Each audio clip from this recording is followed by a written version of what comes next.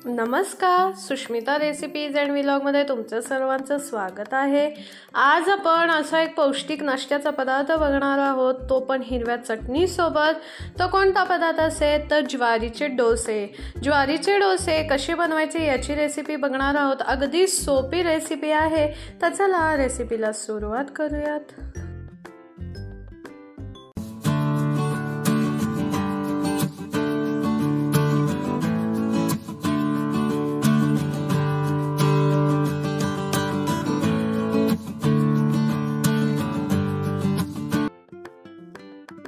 इथे मी 2 वाटी ज्वारी घेतलेली आहे, निवडून घेतलेली आहे। नंतर 1 वाटी रेशनचे तांदूळ घातलेले आहेत। त्यानंतर अर्धी वाटी उडदाची डाळ घातलेली आहे आणि हे तिन्ही चांगलं धुवून घ्यायचं आहे। 2-3 वेळा धुवून त्यामध्ये पाणी ठेवायचं आहे। तांदूळ मी रेशनचे घेतलेले आहे, तुमच्याकडे साधे असतील, तुम्ही जे भातासाठी वापरता ते असतील तरी चालेल।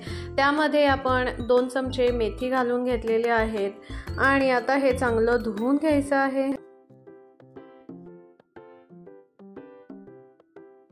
त्यानंतर त्यामध्ये पाणी ठेवायचं आहे आणि भिजवून ठेवायचं आहे। हे साधारणपणे 6 ते 7 तास आपण भिजवत ठेवायचं आहे। जशी आपण डोस्यासाठी पीठ बनवतो त्याच पद्धतीनं बनवायचे आहेत, फक्त आपण ह्यामध्ये ज्वारी ॲड केलेली आहे। आता हे मी 6-7 तास भिजवत ठेवते। 6 ते 7 तास झालेले आहेत, म्हणजे मी सकाळी हे भिजवून ठेवलं होतं आणि आता संध्याकाळी ह्यामधलं पाणी काढून आपण हे मिक्सरवर बारीक वाटून घ्यायचं आहे। जसं आपण डोस्यासाठी वाटतो त्याच पद्धतीनं आपण हे वाटून घ्यायचं आहे। आता मी यातलं पाणी काढलेलं आहे आणि मिक्सरच्या भांड्यामध्ये बारीक वाटून घेत आहे। ज्यांना ज्वारीची भाकरी आवडत नसेल त्यांनी हा पदार्थ केला तर ज्वारीसुद्धा आपल्या पोटात जाईल आणि ज्वारीसुद्धा आपल्या शरीरासाठी चांगली असते, त्यामुळे हा पदार्थ नक्की करून बघा। आता मी हे मिक्सरवर बारीक वाटून घेत आहे। वाटताना त्यामध्ये अर्धा ग्लास मी पाणी घातलेलं आहे।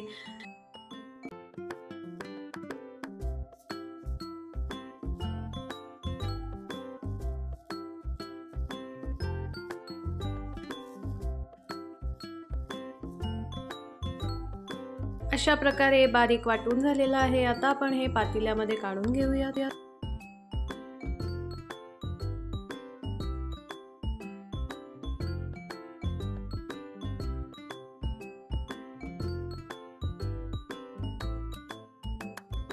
मिक्सरच्या भांड्याला जे पीठ लागलेलं असतं ते पीठ सुद्धा आपण चांगले एकत्र करून ते सुद्धा आपण त्या मिश्रणामध्ये घालणार आहोत आणि आता परत हे 6-7 तास आपण भिजवत ठेवायचं आहे। ज्या पद्धतीनं आपण डोसे बनवतो त्याच पद्धतीनं ही प्रोसिजर आहे। तर आता हे मी 6-7 तास भिजवत ठेवत आहे परत पीठ आंबवण्यासाठी।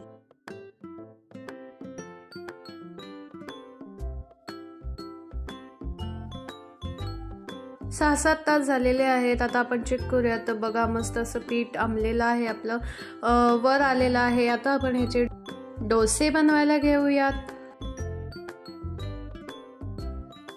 जेवढं मी आदल्या दिवशी पाणी घातलेलं होतं तेवढाच पाणी घालून मी हे डोसे करत आहे। साधारणपणे आदल्या दिवशी मी त्यामध्ये 1 भांडं पाणी घातलेलं होतं आणि आता हे मिक्स करून घ्यायचं आहे। आता अशा पद्धतीनं कन्सिस्टन्सी ठेवलेली आहे मी डोस्यांची। त्यामध्ये आपण साधारणपणे 1 चमचा मीठ घालून घ्यायचं आहे। त्याचबरोबर 1 चमचा तेल सुद्धा घालायचं आहे आणि आता हे सर्व मिक्स करून घ्यायचं आहे।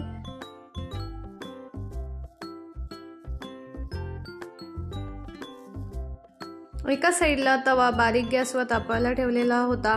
आता तवा तापलेला आहे आणि तेल सुद्धा तव्याला लावून घेतलेलं आहे आणि आपण आता ह्याच्यावर डोसे घालून घेऊयात।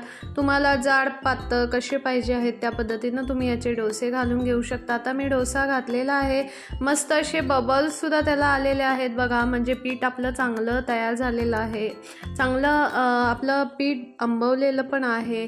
तर आता आपण साईडनं तेल सोडूयात।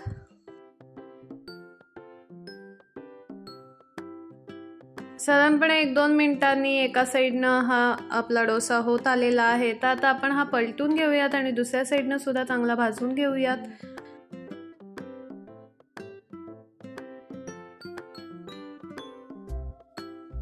डोसा हा दोन्ही साईडनं चांगला भाजून झालेला आहे. आता आपण एका डिशमध्ये काढून घेऊयात.